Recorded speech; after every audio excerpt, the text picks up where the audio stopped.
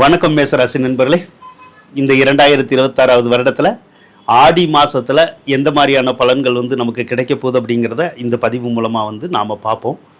முதல்ல 7.5 சனியை பார்ப்போம். 7.5 சனி இப்போ ஸ்டார்ட் ஆகி ஓடிக்கிட்டு தான் இருக்குது. ஆனால் இந்த 7.5 சனியினால் மிகப்பெரிய பாதிப்பு வருமானு கேட்டால் வராது. 7.5 சனி அப்படிங்கிறது எப்பயுமே வந்த உடனேயே அந்த கெடுபலன்களை செய்யாது.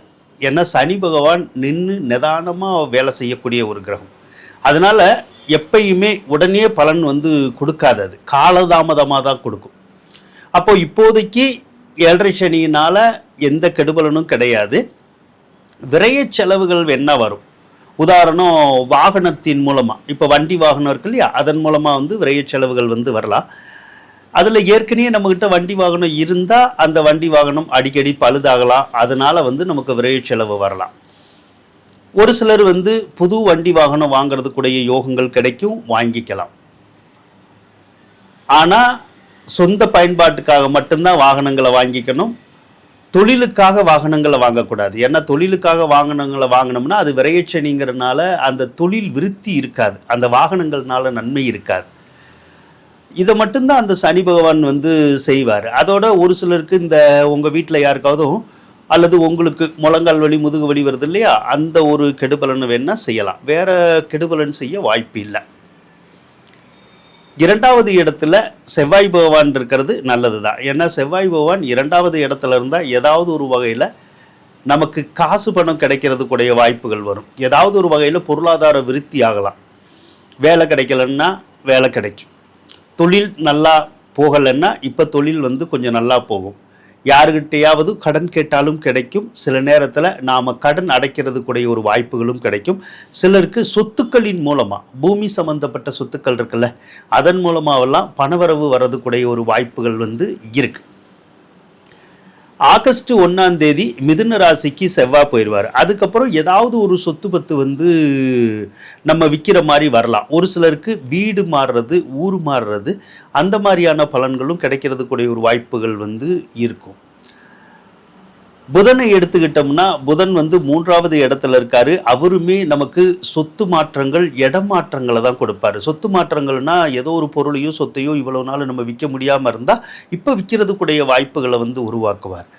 அதே மாதிரி இந்த வீடு மாறுறது, ஊர் மாறுறது, அந்த மாதிரியான பலன்களை கொடுப்பார்.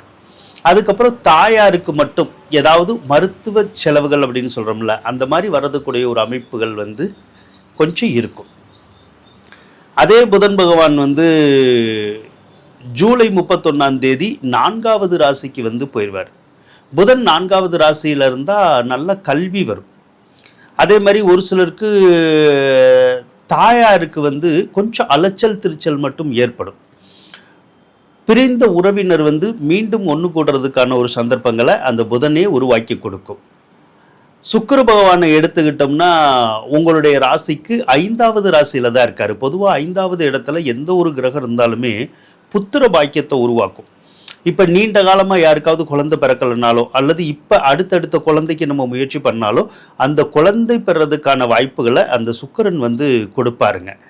அதே சுக்கிர பகவான் ஆகஸ்ட் 2ஆம் தேதி உங்களுக்கு கன்னி ராசிக்கு பேச்சியாயிருவார்.